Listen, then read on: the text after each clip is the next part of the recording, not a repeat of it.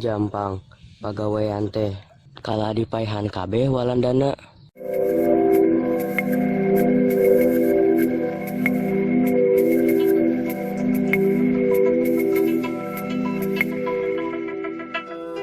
Sambil komat kami temulu tebah dukun baca mantra dengan segelas air putih lalu pasien disembur.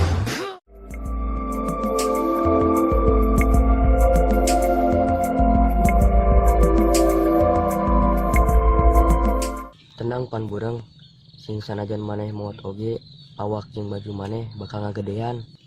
Jeung ke lamun geus waktuna tiba maneh bakal hirup deui.